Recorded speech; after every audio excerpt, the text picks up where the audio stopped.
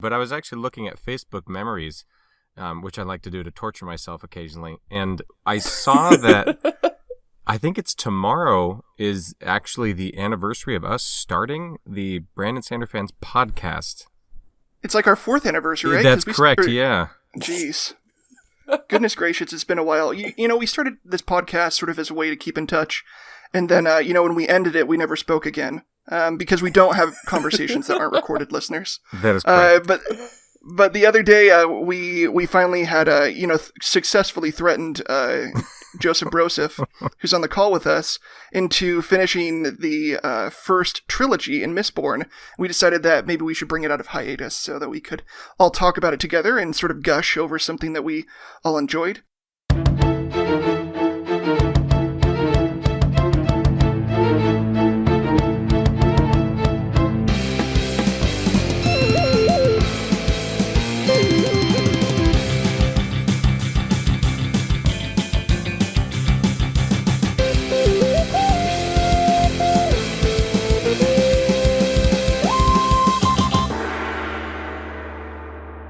Welcome, everyone, to what we're calling the Mistborn Book Club. I am Ben, and I'm joined with my best friend, Sam.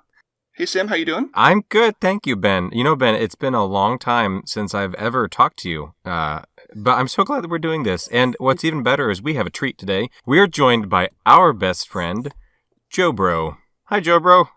Hello. Good to be here.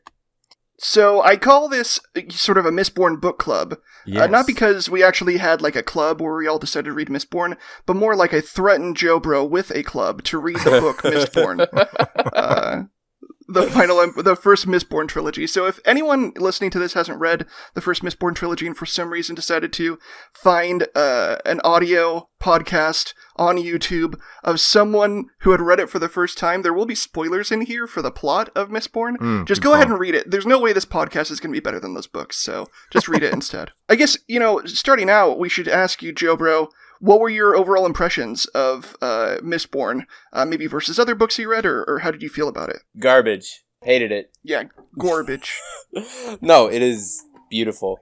I was kind of surprised at how, I don't know what perceptions I had of Sanderson going into it, but I remember by the end of Final Empire, I remember being surprised at how beautiful things were in this world. I mean, it's a terrifying, depressing world.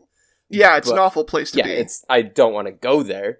But there's just something about the way Sanderson describes his characters that really, by the end of the first book, I was like, oh, this is what makes this special for me, is the way Sanderson makes the world beautiful through these people that he creates within the world itself.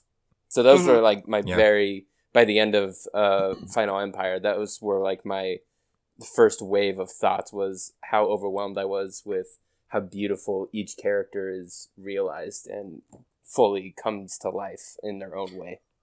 I love that. Yeah, it's funny that you mentioned specifically the end of Final Empire, because it's sort of in the, I don't know, like 70% of the way through the Final Empire, you get like one climax that you think is happening, and then it sort of like jukes you out, and you get like 30, the rest of the 30% is all climax, pretty much. Yes. And then literally the final scene has stuck with me so much, and, Sam and I went over this when we did the podcast, but that final scene where Vin is standing out in the mist, and she feels like she doesn't belong anywhere. Oh, man. She's like telling herself that she doesn't belong anywhere, but she knows that Elend likes her, even regardless of all that, and like there's this voice in her head that's telling her that, a literal voice in her head, we find out, that's telling her that she's not good enough and that she should be separated from everyone. And then she drops down anyway, and, Ellen sees the coin first, and then, knows that she's coming down, and she's like, you spent way too much time reading books. And then they just hug, and, oh, that's such a great scene. Yes, it's beautiful. She chooses to break this cycle that has been happening to her, where people, from her perspective, people keep leaving her. She keeps feeling abandoned, she keeps feeling hopeless. So she makes the choice to break that cycle herself by dropping down and letting herself be vulnerable with Elend, and everything that happens after that, just beautiful. Yeah, and one thing I really do appreciate about Brandon Sanderson's writing, specifically his characters, is that you're going to find a character like Vin in a myriad of other books. Not to say that she's not unique, but I mean that trope of she is someone who has yet to discover this amazing power. That happens in lots of other books. But there's something so unpretentious and unpresumptuous about the way Brandon Sanderson frames it that it truly is just like, for me at least, and I'm sure you guys would agree, that discovering her powers and discovering all these things with the help of Kelsier, at no point was I like, ugh, this again. I was like, it felt brand new, obviously with the magic system that he created, but I just loved that it could be this trope that's used in other books with lots of his characters, but it still felt very fresh and still felt so cool and new to me. Yeah, well, through that whole first book, anytime she could have up and left, and she considered it like so many times of just abandoning with the knowledge that she had, she would be able to, stay safe, and, she knew about being a Mistborn pretty much the first night that she went out with Kelsier, so there wasn't, other than lessons and training, she could have left and done her own thing. Yeah. She sort of stayed on because she was very curious and intrigued, and then you find her staying on because she's deeply connected with everyone around her, and that drives her through the rest of the series. Actually, into the second book, a lot of people have issues with the second book of sort of being a little bit, maybe not the taste that they were looking for. It's also sort of strangely structured. You don't really know where it's going until it gets there. But throughout that whole book, Vin is searching for, how can I be around these people that I love so much if I kill people pretty much as a profession? Yeah. Or I kill people to protect others. Like, Elend is so much better than me. He doesn't get his hands dirty. It's sort of like the Black Widow syndrome. I have so much red in my ledger. How can I ever be, accepted as part of this found family, really? Joe Bro, some people have like a negative reaction to book 2. What do you think about it overall when you first read it? So, yeah, I loved the beginning of it. I'm sitting here with my copies right now, actually, just flipping through it. I loved the beginning of it, and then I found myself like 65% of the way through, I was like, oh my gosh, are we ever going to leave Luthadel? I remember like... No, you're not. I remember like flipping to the beginning of the book, and I'm like, there's a map here of the whole world, right? Yeah, there it is. And I'm like, I want to see, where are we going? But so like by the time the everything starts happening as he does in like the last 15% of the book. Oh, friggin' yeah. Before that, I was like, oh my god. I mean, I was loving the characters. I thought Zane was an amazing addition, especially now with the context of Hero of Ages. I love Zane even more. But I was like, okay, I love these people. I love like who they are. I want to go somewhere with them. I want to do something. But by the end, I was completely satisfied, of course. That freaking... Because there's something about the way after Straff's army is defeated and all that action, all that happens, and then there's still a good amount of book left, and there's still like something doesn't feel totally resolved, and the mist spirit has been there, and the drumming that Vin has heard in her head, it wasn't in the north, it was in Luthadel. Like it just all starts building and building, and then they're going underground, and Marsh shows up and starts attacking. Like oh man. I remember I was like completely raptured because I was just caught so off guard because like the most of the book is like one massive siege, and then at the end it's nothing to do with any of that, and it's terrifying, and it's the whole... Oh, one other thing I did love about Well of Ascension, which plays to what a genius and compelling concept Ruin is, at least for me. The fact that Sanderson, through Ruin, flipped the idea of the typical, quote unquote, stereotypical, like in fantasy, it's better to sacrifice power. It's better to give up things for like the greater good, to be selfless and everything. Be selfless, exactly.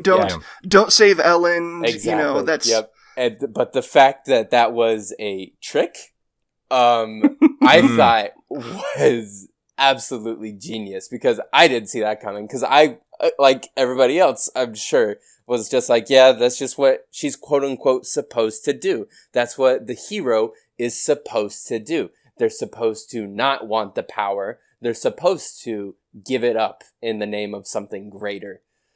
And so you can almost imagine, like, even stories within the world of Mistborn may have had different morals to them, and those may have been changed by Ruin. So he wouldn't give anyone the idea that, like, no, taking the power for yourself could be good, because you could use that power to change things for the better. Which is what Rashek ultimately did, who is the Lord Ruler. And while he made a much worse world, because he was sort of like a terrorist Hitler. He did keep like this dark god at bay from literally the literal god of entropy from destroying everything down to the molecular level.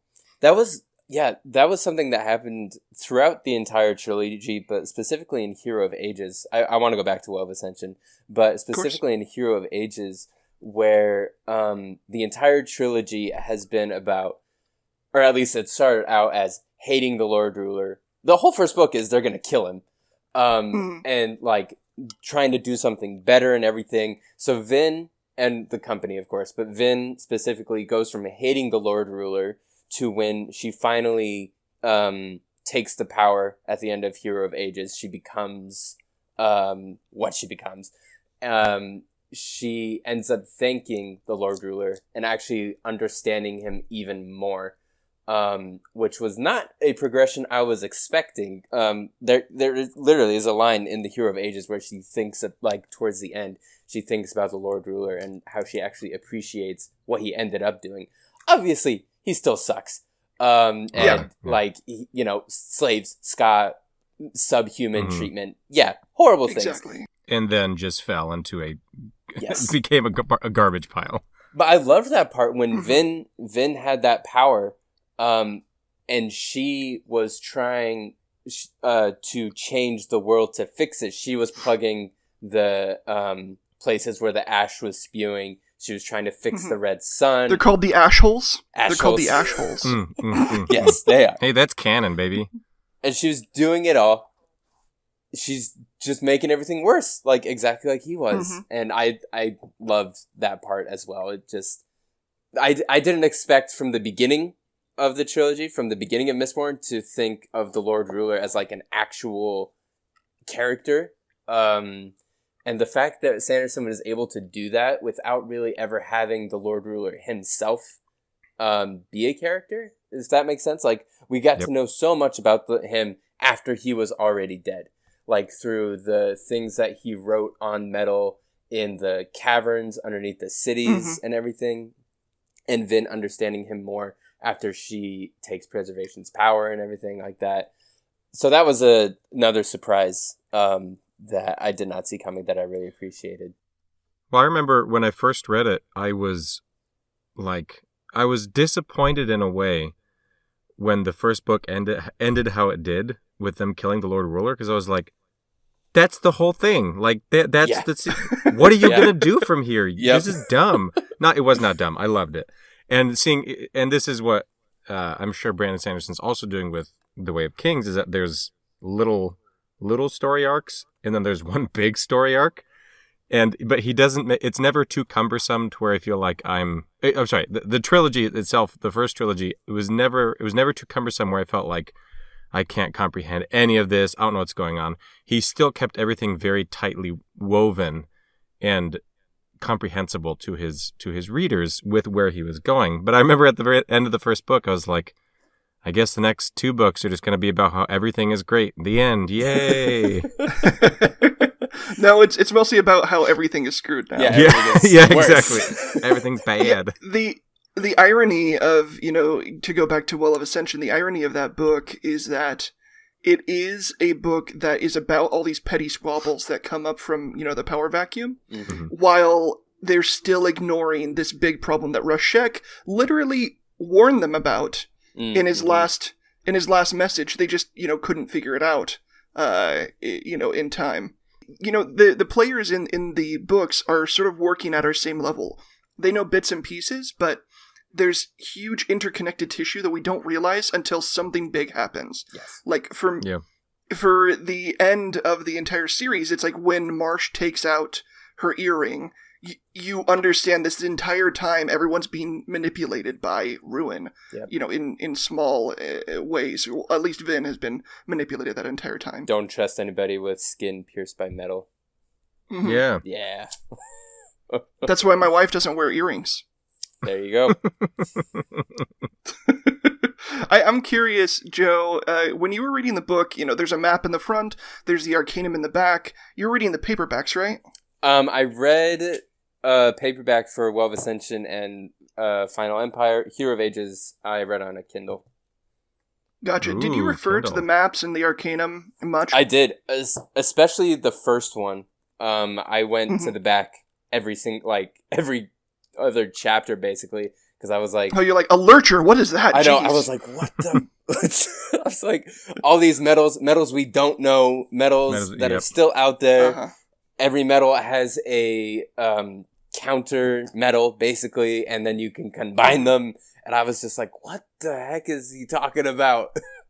Do you feel... So there's sort of this argument about hard versus soft fantasy, Allomancy tends to be a hard magic system. All the magic systems in this tend to be hard magic systems where they have rules that apply. A soft magic system would maybe be the Well of Ascension, the powers there. But do you generally have a preference? Do you think that this story was just better employed for the hard magic system? What do you think about that? As a preference, like when it just comes to fantasy in general, I overall prefer soft. But with this, I definitely appreciated, because it never felt out of place in the world. Like every single, like it's just so meticulously crafted from the ground up, like centuries and centuries of thousands of years of history, and different ways of looking at it. And it's just so well thought out in his mind, and it's so beautifully realized. It's not a normal fantasy world with this kind of thrown in. It's like this is the world itself. Everything has to do with metals. Everything has to do with spikes, as we've seen. From just, you have no idea how much it has to do with spikes until the very end. I even I'm looking at my copy of Hero of Ages right now. I'm like, why does it have a spike on the front? I was like, the other two kind of make more sense. Like Mistborn has a shattered window from the climax. Well of Ascension has a ball of atium, it looks like. Hero of Ages, I was like, a spike. I was like, so I guess the Inquisitors are going to be a big part, because Inquisitors were not even in Well of Ascension. They were up doing a genocide in the north. They were doing everything that they could to not be around the Koloss army, I think. It was... I read, like, the whole book, I was like, where the heck are these guys? And then we learn at the end, they killed everybody up north. Okay, that sucks. Speaking of... sorry, my brain is just all these different places because I love these books. Marsh is an incredible character. I feel love Marsh. He is like the Mr. Bill of Mistborn. Like literally everything happens to him. Like he'll just show up in a scene and then be like, by the way, your body will become mutilated in like half a book. And you will never be the same again. A dark god will infest you through the holes in your soul that we are going to make. It's like, what? I remember being so sad at the end of Hero of Ages where Vin is fighting the 13 Inquisitors at the same time. And freaking another side note, the way he writes just action. I mean, I know it's probably even better in other books and everything. That's what my friend Xander has told me. But I freaking loved, it's just so... not that everything has to be like a movie, but it felt very cinematic. Like, it is gorgeous to imagine, especially at the end where she's fighting the Inquisitors. But I remember being so sad that she doesn't kill him at the end of that fight, because she removes one of his spikes, like one of the spikes out of his eye, I think, and he uses his last ounce of like humanity, basically, that he's been saving up. The only part of himself left. Yes, he uses that to get the earring out of her. And I was like, oh, okay, good job, Marsh. You did it. You did a good thing. And then she gets transported away right when she's about to kill him. And I was so sad. I was like, no! Let him rest. Well, she disappears. He's done. She poofs. She becomes like a spiritual being. Yeah. Like the inheritor of all of the powers of preservation at that point. Which I love in, not just in fantasy stories, but like any kind of story where the beginning is very focused on like small focus, like I mean, in the beginning she's a thief. It's about them doing a job, basically, and then at the end she literally becomes God. Like, I love stories like that start off in retrospect very small and then end just huge, grandiose, end of the world. She literally has the powers of half of creation in her hands. Yeah. Especially when the first book, like, it sets up the stakes. It's like, no, we need to take down a lowercase g god that has been living for 1,000 years and ruling over our land. And then they do that in that book, and you are wondering where they go. Where do they go what from happens here? Next? Yeah. The answer is that we kill 2 more gods. This time, big case G gods, and then we have this nice guy eat them. Yes. Joe Bro, I have a question for you, if I may. Yes. So my question is, and it could be, I mean, this could have a billion different answers, but I want to know, who was your least favorite character, and why was it Lestiborn's? No, my real question is, what part gave you the most anxiety? Okay, most anxiety. I know it's a very general question. Like, if I can answer it first, basically, anytime the Inquisitors showed up, anytime, I was like, oh, good, murder and death. I'm scared. And then when well, it's because it feels like not even Brandon could control what they were doing, because exactly. Once they start killing, they go into like a frenzy. Yeah. But it's not like a Koloss frenzy. It's like a frenzy where they want as much gore and destruction as possible. Yeah. And I guess that's the influence of Ruin. Like, they want to break everything down to the smallest bits. But like, you don't need to do that with my fingers and toes, you know? Right. And that's that was so scary about them, is that they were unpredictable, of course, but they were also these, super strong, unbeatable quasi unbeatable things. And anytime they'd show up, it's like nothing ever good happens when an Inquisitor shows up. When they show up, yep. Like, nothing. You can't be like, oh, this is a 50-50 chance going to go well. No, bad things, genocide, etc. Yes. But so the other time I got really bad anxiety, which, so at the end when Vin poofs and becomes that spiritual entity, and she realizes that she's away from Elend, like, I was just I guess it was more of a heartbroken than anxiety, because I was just like, that, having not finished it, was like, she's never going to see him again. Yeah. This is BS. I don't, this book sucks now.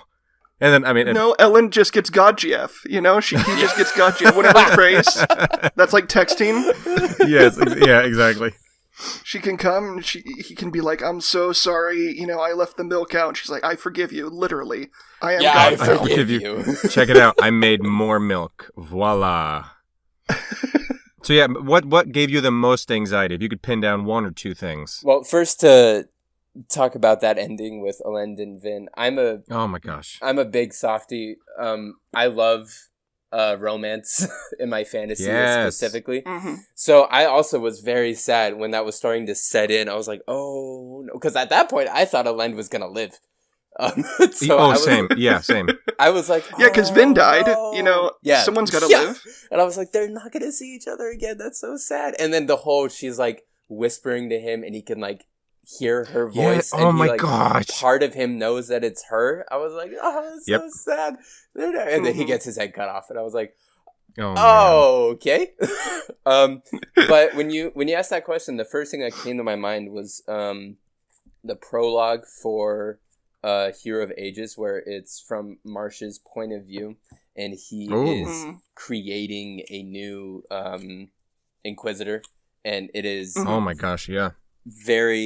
it's literally like describing the spikes going through. The person is like begging for their life, and it's all very sad and scary, because it's sad because we know Marsh, and it's scary. Marsh was the guy. He was the nice guy. He was the good brother that didn't steal. He was the one he who wanted started to help the this rebellion and everything. Like, it was originally, and then Kelsier comes along and becomes a god to the rebellion, like a literal religious figure. Steals his girl. He steals his rebellion. Exactly. Yep.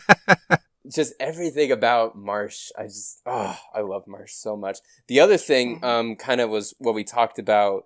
I'll just give an answer from each book. At the very end of Well of Ascension, I remember getting actual chills when, Marsh is fighting Sazed, and it is not going well for Sazed.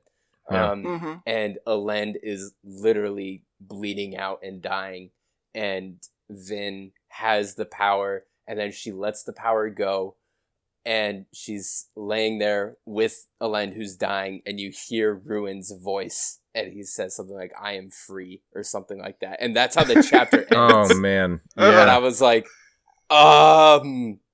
what? Who is free? Excuse me? Brandon loves his thriller chapter endings where it's just like, oh yeah, you just said a dark god free. I think that's a good place to stop. Yeah, I was like, I'll come back. I was like, they just said a evil god free. We only have one more book to deal with that. That should have happened a while ago, man. I was like, there's not enough time. And then in kind of a similar vein, when in the first book, when Vin is fighting the Lord Ruler, and she is ripping out the metals, and he is crawling and dying, and he says something like, "You have no idea what you've done," or something like that, or "You're all doomed," or something, and that's the last thing he says before he died.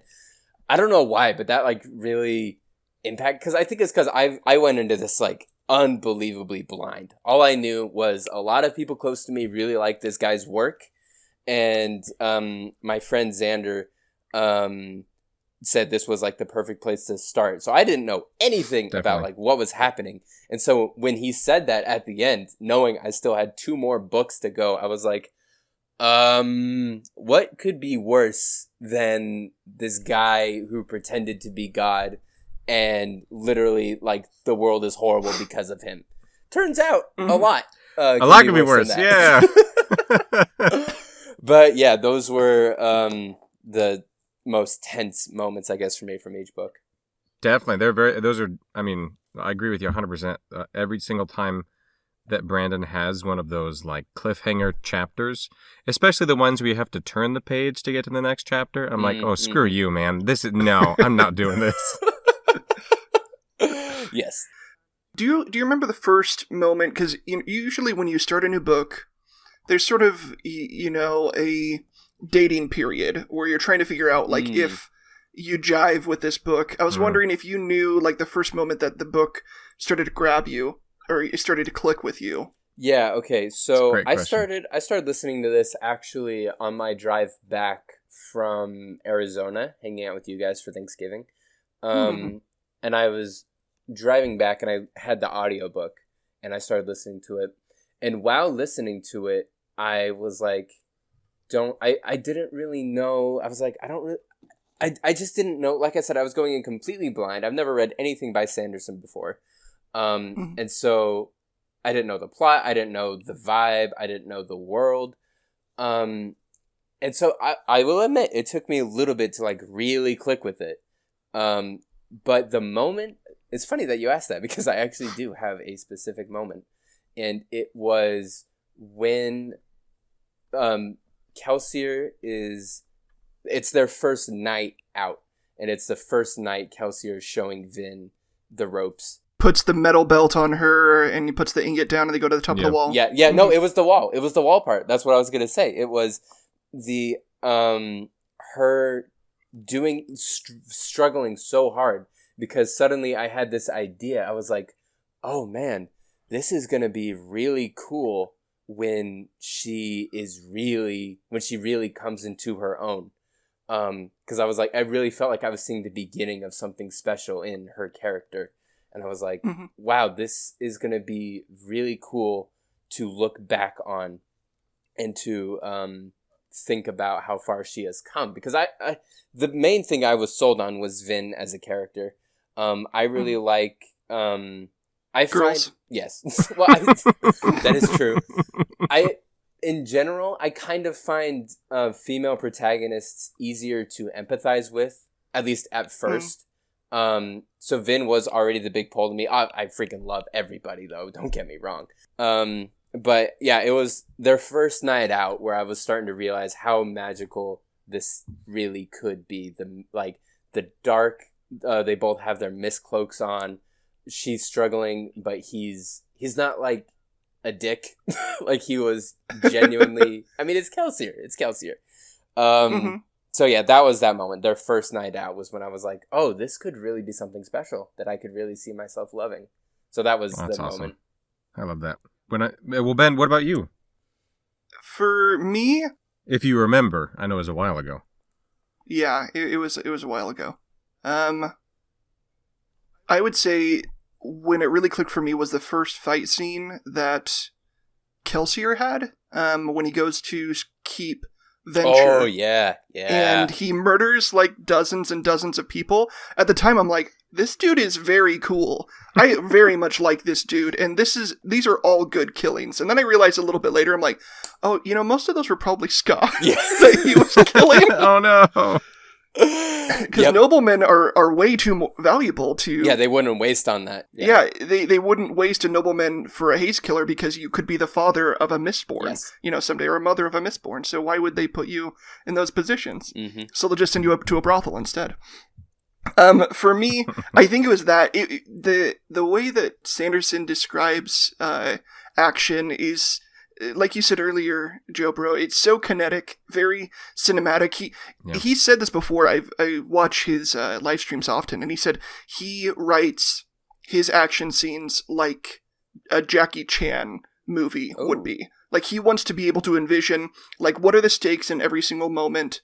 What are you trying to sell? What's going on? Are you in a state of power? Are you a state in weakness? Where are the enemies? And he wants to get that as clearly as to you as possible. I think that's why he eschews a lot of like flowery prose, especially during those scenes, because he just wants to make sure it's like a window pane that you can see exactly what he's trying to describe. Sam, do you have a moment that you remember when the series first clicked? I think we've talked about this on the podcast before, but I remember I had two friends who were really pushing it, and I am not. Oh boy. If I could describe the dynamic of mine and Ben's conversations on this show previously, it's that Ben is a highly intelligent man who loves these books and who can read into each little thing, and I enjoy words. And so I'm not exactly the most intelligent person. So they were telling me like, you should read this fantasy novel. And I remember some of the novels my dad read growing up, the Robert Jordan, the Wheel of Time series, and a bunch of other fantasy authors. And I was just like, I don't know if I'm intellectually suited for a fantasy novel. And so I started reading it. I read about 10 or 15 pages, and I was just like, I get it. And I put it down. And then a few days later, my friend was just like, hey, did you read it? And I was like, no, I read a little bit. He's like, no, you got to pick it up again. So I picked it up again, and I remember reading half of it. Most of the night, into the night, reading half of it, and I was just like, "Oh my gosh, this is dumb. How fantasy novels are great. I need to read more of these." But specifically, Ben, I'm not echoing you because I can't remember. I just remember that fight scene, like with the coin shots and with all that stuff. I was just like, he picks up like a paperweight. Well, he has the safe, and he picks up like a paperweight, and he like launches it through the heads of like 4 different dudes, and then into the haze killers and stuff, because he runs out of coins eventually, and they have wooden shields, and he's like, okay, well, maybe something a little heavier, get the job done. Yeah, exactly. And I remember reading that, and I was just like, holy, books rock. I should read more of these. Books are awesome. But and I really appreciated that, like you said, Joe Bro, and even like both of you said, it's a very cinematic way of writing his fight scenes. Mm-hmm. I never feel lost in them. I never feel like I've lost I never feel like I've lost sight of where the character who's fighting is or what's happened. Mm-hmm. And so like that specifically, I was just like, okay, this book is something very, very special. Yeah, that's interesting because, book is a medium of the mind. There are different mediums. Like a cinematic medium, some people call it the medium of a dream. So you can sort of edit things in and out and, show things visually, and it sells a lot of the knowledge. But a book, you have to know what the thing is in your mind, and then your mind will start imagining what's going on. And so the book and the words in the book are sort of like orchestrating your thoughts into the story that they're trying to tell. So it can be difficult if things get very, esoteric, to sort of grab on and, continue to understand where you are at any point. Yeah. I think that's why some people bounce off fantasy novels in particular, because there's something inherently alien about fantasy. It's not really our world. And even if it is our world with some weird stuff in it, like an urban fantasy, there are differences. In Brandon Sanderson, all of his worlds are literally alien. There's no ogres, there's no goblins, there's no dragons, at least in this book. So you have to build like a new language for the world inside your own brain to see how it's being told. And I think that he accomplishes that by having things that are real. Like when you pull on something, you're pulling with your own body weight. And that's something you can feel. You know what your body weight feels like. Yeah, that's what I was going to say. That's what I was thinking about when you were saying all that. That's why I love the magic system in these books, because that's what grounds the reader in the world. It's just all human based. Like even the ones where, like you said, pulls on nearby metals for iron, it is, but it still has to do with the human element of it. It still has to do with, you can't just do that. You have to take into account your body weight, your surroundings, what it is you're pulling on, and all that stuff. So it keeps coming back to how, for me at least, it keeps coming back to how freaking great the magic system is. It's a lot like a good horror film. A good horror film, the monster will have rules. Or the monster, the thing, whatever it is, will have rules. Instead of just like, hey, it's a ghost and it can do whatever it wants. Because that breaks it down and makes it less scary and makes it goofy. So having these very specific set rules is great. Maybe you don't know all the rules it can do, but like in Nightmare Before Elm Street, you know that if the characters fall asleep, then they're vulnerable. Like that is a rule, even though you don't know exactly all the things Freddy Krueger can do. You know exactly when they're vulnerable, and so when the tension should be high. Right. Yes. That's all great. So, I guess we were talking about Kelsier a little bit. I wanted to get your sort of opinion, because this is another hotly debated character.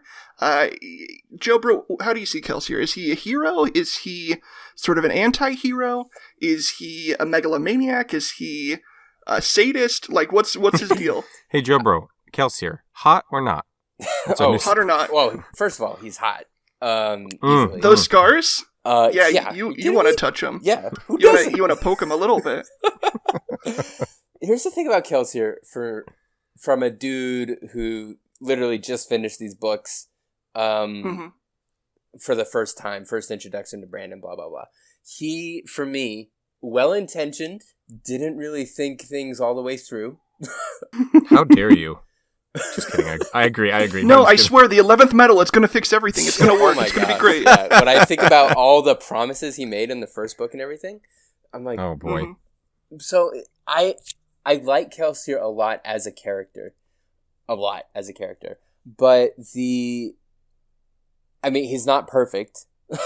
But the big thing is, as it went on, Vin also struggling with the legacy of Kelsier being a massive, massive theme in 2 and 3, also plays into how we see where she's watching people hero worship this guy that was sort of her father figure in a lot of ways. And he risked his life and limb to save her several times. And Spook in book 3, in the city, and he's seeing all these people kind of twist his words.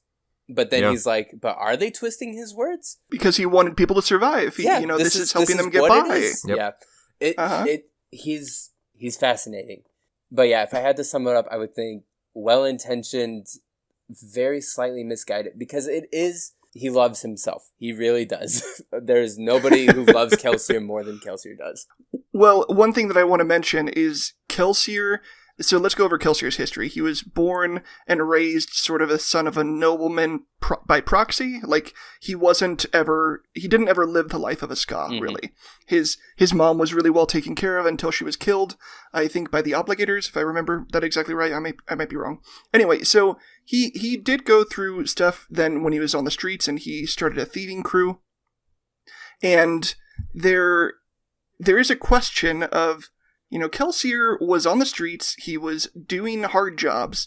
Obviously, people around him were probably killed. He was probably nearly killed many times.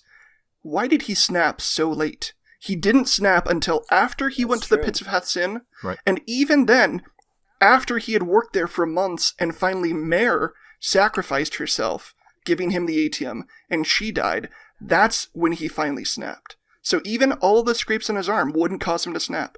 I think that what Brandon's saying is that Kelsier is he's a typical megalomaniac. Like, he thinks more of himself, but he really loved Mare. He loved her so much and cared for her so much.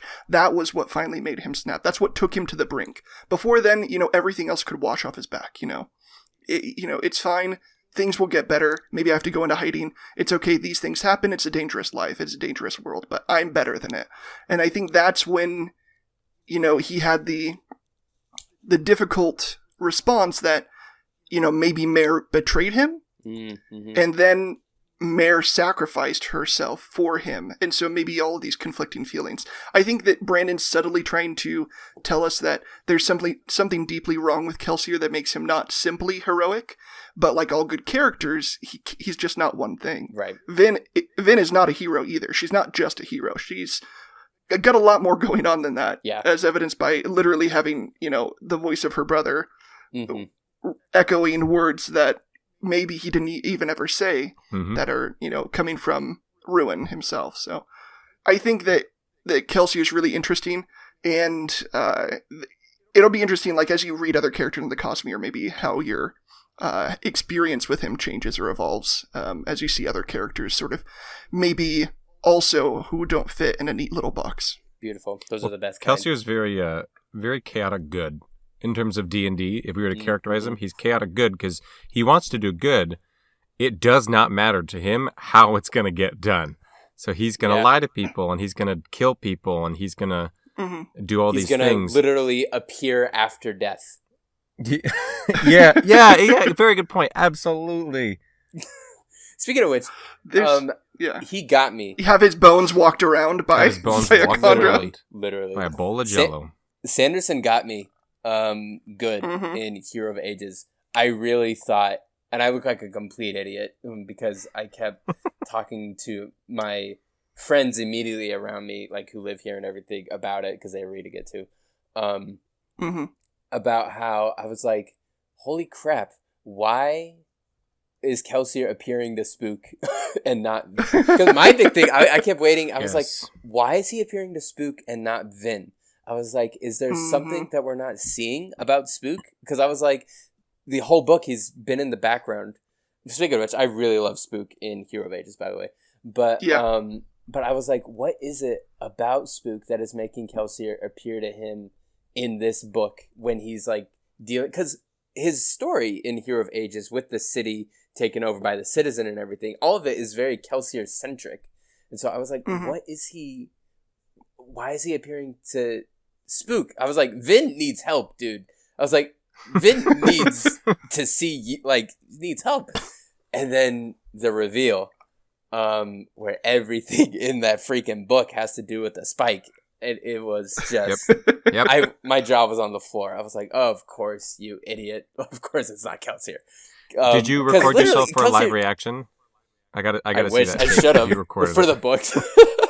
I'm gonna start of the book. Yeah, you're just sitting there reading the book. They're like, oh wow. Yeah, I'm gonna record. Really? I'm gonna record myself reading every book of Stormlight Archive, and we'll see how big those video files are. Those video files, like 100 hours for the chapters. Yep. Jeez. I think that there's another thing that Sanderson's subtly doing in that story arc with Spook in the Hero of Ages, where he's showing that Spook is following in the footsteps of Kelsier, or he's trying to, because he doesn't think that he's better than Kelsier. And then he overcomes, Ruin in this case, but, metaphorically, he overcomes his sort of feelings of ineptitude when he started this journey with, this great leader, Kelsier, who everyone followed. And he's sort of left with the bag at the end. Vin is dead, Ellen's dead, Kelsier's dead, Sazed's gone, Sazed's God now. And so you have Breeze, Ham, Spook. Like, they're the main three that are left now. And then Ham goes to live with his family.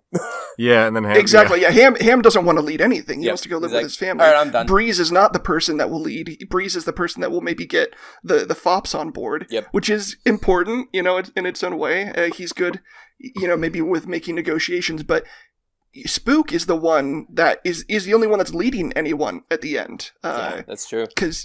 So he's sort of left holding the bag, and I think that the end of that section in Hero of Ages, while it's maybe not clear at the time what they're trying to do in the smaller town, you can see that, he is basically destroying his body to do anything that he can just to help people, because that's what he thinks that Kelsier would do. He wants to be a great hero, a great leader. So I know that Sam maybe isn't the biggest fan of Spook, but I think that there is a lot I'm not. And I understand his story, and I appreciate it. The first book turned me off completely to him. And for no other reason than I was just like, this kid is annoying. I don't like the way he talks. I don't like that he has nothing to do. Yeah, that's racist. Yeah, his only character trait other than being a Tin Eye was having a crush on Vin. Yeah, exactly. Yeah. It's just like first off, and then he shows up and he thick. Yeah, exactly. He shows up, a book later, and he's thick and tall. Yep. He thick and you're like, tall. Oh, what's going on with this? Good for you.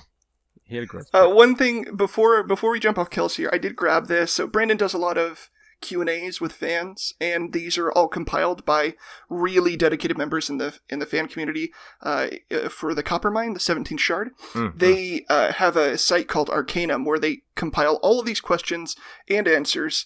If you ever want to help them, they could always use help with people that can go through and type all of these out. But there's one specifically where someone asked, if all your characters were in a death match, who would win? And Brandon responded, the honest truth is Kelsier. Now, let me tell you the balls of this guy to say that Kelsier would win when he died, when he got in a bad fight.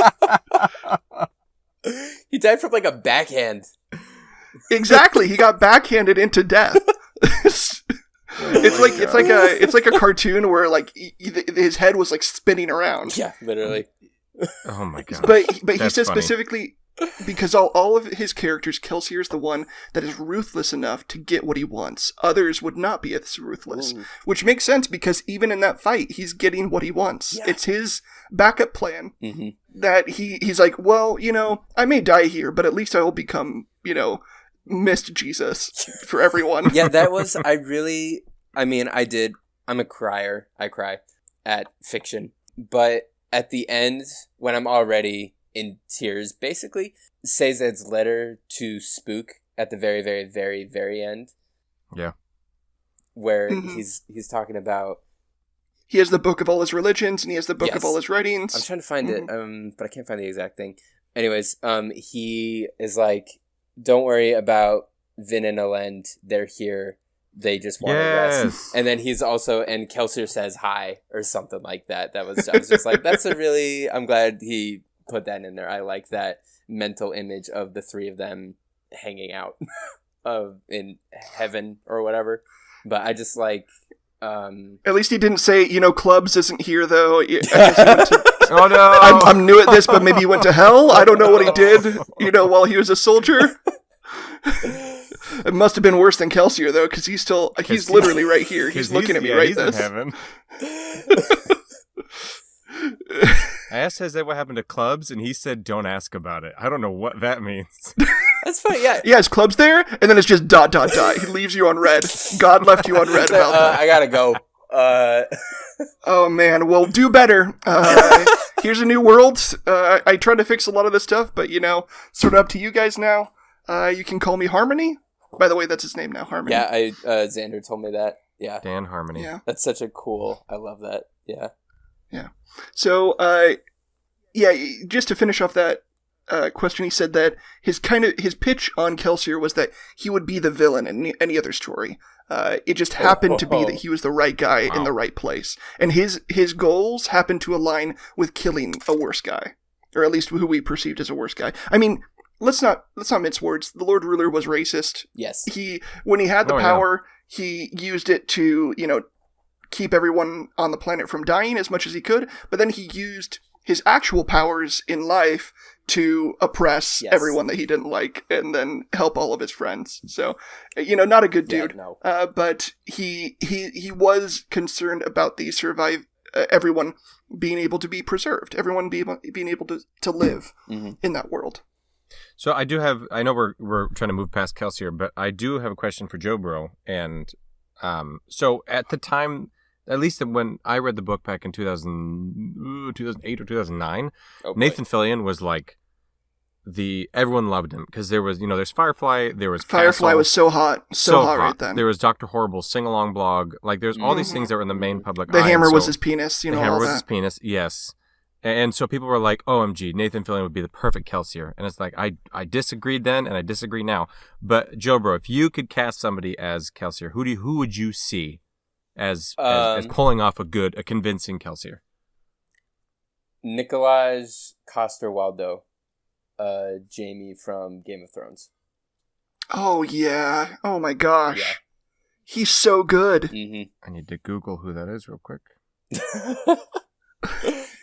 I'm a little biased. Oh, yes, absolutely. Yep. I can totally see that. Jaime was already my favorite character in Game of Thrones, all 7 seasons of it.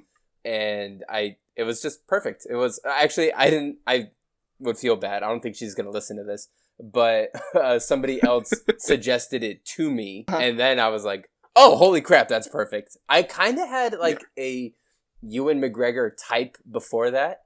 But I think he could do it. Yeah. It'd be a different sort of thing, though. If it was if it was a while, I don't know if Ewan McGregor now could do it, even though I still think he's a great actor. But for me, Jaime from Game of Thrones. What about you, Sam? I like that a lot. For me, oh man, I don't know, to be completely honest. Like, I think if we could do like an Ewan McGregor on the body of a Chris Hemsworth, I think that would be very cool. I don't know. I do like the idea of Kelsier being sort of like a thick boy. Yes. Maybe not even tall. Maybe he's a short king. Beautiful. But he's like very muscular and strong. We need more of that. Definitely, yeah. I sent a sort of jokingly, it was like a fan trailer of like Mistborn, that was cool. If Mistborn was a movie. Yeah. And it was like produced by Steven Spielberg, and it's like I was like, wow, that's a big pull, boy. But it was like a year ago. I think actually, sorry to interrupt, I think in that credits, I think they had Ewan McGregor in those credits too. I think so. It was someone like that. Okay, yeah, keep going.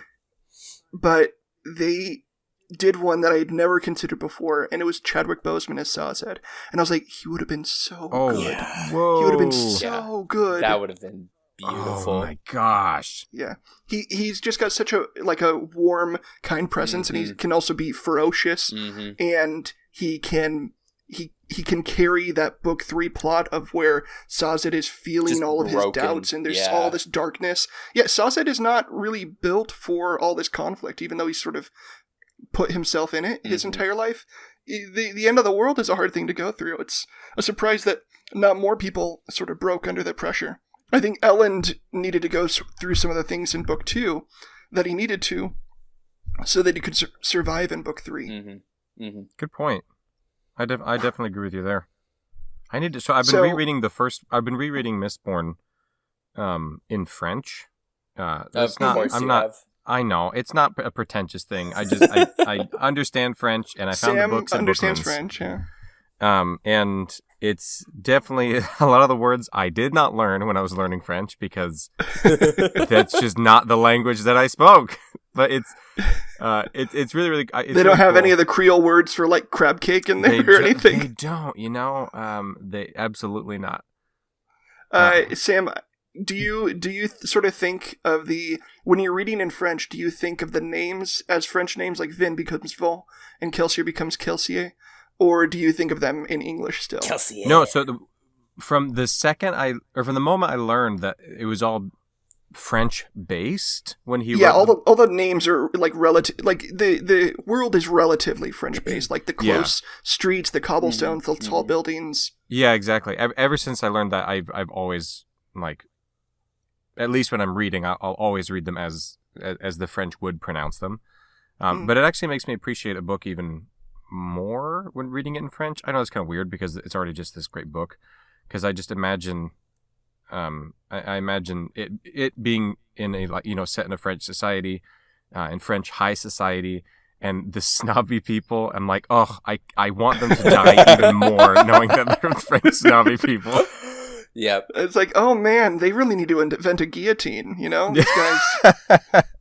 They're having people use axes. Oh, they did. They just named it. They just named it Madame Kelsier instead. Yeah. There we go. Yeah. I can't even imagine how much more satisfying Helene's secret Mistborn fiance from the first book, her death would have been even more satisfying knowing that she's French. Oh my god. Chanelariel. Yeah, she's like Mean Girls mean and French. Like it's and like French. all of the worst. All of the, yes. Just pick one. You can either be Mean Girls or French. None of this nonsense. Okay, moving on a little bit. I wanted to talk to you I want to finish off with sort of the plot, and then we'll get into some more like fun questions of that I have going on. So, in terms of sort of foreshadowing, setup, and payoff, there's a lot in these books that, you know, gets mentioned just in passing. You wouldn't even notice it at all, and then it turns out it has a huge implication on the rest of the story.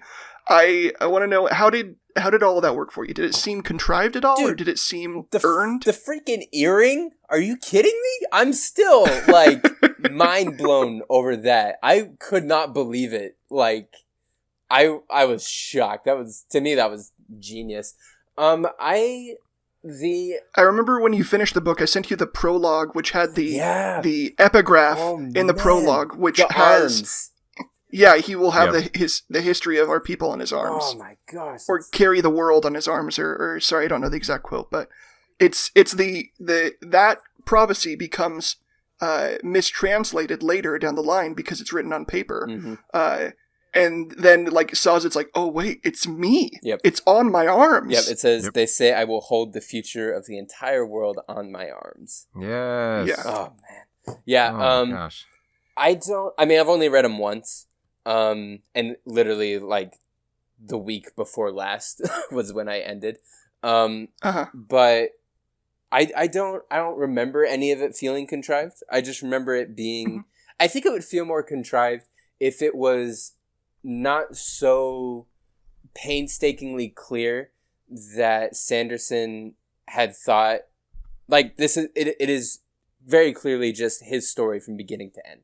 So if the feel of it had been more like he changed course halfway and then the earring, for example, and then the earring meant something because he decided it meant it, like, halfway through Well of Ascension, that would have sucked. No, in the first book, we learn that her mom killed her little brother. Yeah. And then that's where she got the earring from. And we're just like, that's a terrible origin story. Yeah, I was just like, that's freaking dark, man. I guess it makes sense that that's the only thing you got left from your mom. Just, keep the bloody earring in your ear, I guess. Keep the murder earring. What a sentiment. Yeah. Because even... Can you imagine if like the Steel Inquisition came by, it's like, actually, that's a murder weapon? You are under arrest because you've been hiding evidence. You're complicit in and by under arrest, I mean we're going to put a hook through your throat, so... I think my favorite use of foreshadowing / twist, or whatever you want to call it, is just the entire existence of Zane in Well of Ascension. The fact that you just think he's crazy, and you just think his mind is just not there, and he's hearing voices that don't exist. And there's one little part about him having a spike, or I don't even think he says spike. I think he just says he has, like, something in his chest, or like a lump coming out his back, or something like that. Yeah. I don't know if I'm an idiot, but when I was reading Well of Ascension for the first time, it never even crossed my mind, oh, that dude has a freaking spike going through his heart, or whatever it was. I just thought it was crazy. I'm thinking, I can't remember exactly, but I think it's when he's dying, where it's like, you know, the saddest thing, Zane, you aren't even crazy. Yeah, Like, that's the last thing no. he hears. That's the last thing he hears. Mhm. And that is very, very sad to me. Yeah, so I think that was my favorite, because then looking back, and then you know it's ruin in his head from the very beginning. Zane is my favorite example of that type of foreshadowing / twist writing. Great example. If you could take one elementic power and become a Mistian in that elementic power, what Mistian would you want to become? And I guess I'll also extend it out. If you want to become a Feruchemist with only one power, Ooh. what would you choose? Okay. Allomancy, I would want to be a Tin-Eye. Oh yeah? I Really? I like that idea of being able to see, being able to hear. I like what I like. The only problem is you got to block out the stuff you don't want to hear. That's But fine. yeah. That's fine. Then I can look like a superhero. Like Spook was reminding me. I was like, oh, this guy's just He was Daredevil. literally moving. Yeah. Yeah, he was Daredevil out there. Yeah. He's Daredevil. Farouk I still can't believe his name isn't Daredevil. I mean, I know Dared isn't really a name, but it could be. It's like, I mean, wasn't it Dirk Zoolander? I mean, it's kind of a name. So it's interesting. Yeah, I've thought about which allomantic power I would like to have. I don't think I've ever actually thought about Feruchemy. I'm looking at the Ars Arcanum right now, if that's how you say it. Yeah, so Feruchemy, you can store Yeah. physical strength, you can store I think- physical speed, mental speed, I think mental strength. I think I would want to do copper. I think I would want to store memories. Oh yeah. I don't like forgetting things. I have I don't really ever delete pictures, like whether they be from like a hard time in my life or like pictures of me with like, I don't know, like an ex-girlfriend or a friend who's not a friend anymore. I don't like forgetting things like that. I like the idea that we are all a sum of our relationships, our experiences, our choices. So it would probably be painful, a lot of it, but I think the joy of stored memories or saved memories would offset that. So I think Photographic memory too would be photographic amazing. memory. Yeah. It's not. It doesn't Yeah. really work that way. It works sort of that way. You have to be good at memorization too. But you know, the thing that people I've never seen anyone mention about having copper as an ability is like, you know, when you're in bed at night and you're just remembering all the stupid things you've ever said and all the stupid things you've ever done, and you could literally take that memory and just dump it into your metal mind and never then think you don't about think it about again it if you don't again. want to. Yep. I mean, I don't know if it works exactly that way, but you know, Remember that I in- imagine that there's some Yep. there's some sort of there's got to be some sort of ability where you just be like, oh yeah, well, I don't need to remember when I asked her out and she's like, I've got a boyfriend, because I don't need to remember anything ever again. Remember that stupid thing you said in 8th grade? No, I don't, actually. It's funny you mentioned it. I No. don't remember that. But I remember the stupid thing you said. I remember Yeah, the day I and can the pull time. that up real quick. You'd be so awful in conversations. Be like, no, you literally said this, like you just could like write down a transcript. And the thing is, it doesn't even need to come from your copper mind. Everyone would just believe Yeah, you. people would hate you. You could be ruined at that point. You could be You could making be up ruined. memories. Sam, do you have an answer for the Mistine Feruchemist conundrum? Pewter arm, baby. Yeah. Strong boy, buff boy. Strong boy. And That way you don't even need to work out either. Yeah. That's Just be exactly. buff. That's exactly it. And I think the Feruchemy aspect of it is tempting because you could become a big ol' Hulk You could be boy. big. Yeah. Yeah, you could literally Hulk out. But yeah, I think I would go with just straight the actual allomancy of it. I would go with pewter. Nice. So I think I would go with Feruchemy and storing physical speed. Because Ooh, very nice. there's a lot of time where I could be storing physical speed, and then you could just become a speedster whenever you want. You like literal speedster. Yeah. Move faster than the eye could see in your own like Mm-hmm. dilated time bubble, pretty much. So I think I like it. that'd be great. All right, Sam, did you have any questions or anything you want to go over before we finish up? No, I very much appreciate Joe Bro's way with words, especially in reviewing things and movies being the one thing that I can say that for definitely I've read of his, but I appreciated very much appreciate his outlook on the books. I'm just so glad you liked them. I know me and Ben were on you like hard to read them. The same with Michael, and same with Xander, and same with really everybody who's ever talked to you. And I'm just really glad you liked them. I am too. I'm rereading Way of Kings just because I know that I've still have not read Oathbringer or Rhythm of War, and rereading Way of Kings makes me want to reread Mistborn all over again.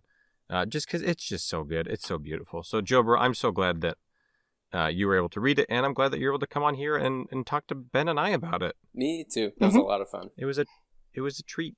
Yep. And you're moving on to, I don't know what book you're reading next, but next Sanderson book you wanted to read was going to be Warbreaker. Is that right? I'll get to Warbreaker by the end of next month. I'll probably be done with it by the end of March. Okay, cool. And Excellent. Yep, that's what's next. And Sam, actually, before I'd even seriously considered reading Mistborn, like before that was even in my plans, Sam got me a little paperback Warbreaker copy for my birthday, I think last year. I was just in Arizona, and Sam was like, hey, guess what? Here you go. And I was like, okay. Present. So now I'm like, holy crap. That's going to be awesome because I love this huge expansive world, 3 books, and then another quadrilogy like that's going to wrap up soon, and then 2 more trilogies after that. But I really I'm excited about the idea with Warbreaker, a just standalone, a Sanderson story just in one book. Like I want to see what that world is like. I want to know what that magic system's like. I want to know those characters. So I'm really excited for Warbreaker as well. It's so beautiful. I think you're really going to enjoy it. I'm excited. This has been great, guys. We should definitely do it again if you don't mind when you finish Warbreaker, when you finish Mistborn Era 2. But I've just loved this. This has been awesome. This literally best time I've had in a long time, especially with quarantine and everything. I really, really enjoyed this. This was a lot of fun. We definitely should do it after I finish Warbreaker, 100%. Alrighty. Well, thanks so much for joining. And as we say around here, to close out an episode, everyone out there, read a book. Read a book. Read a book.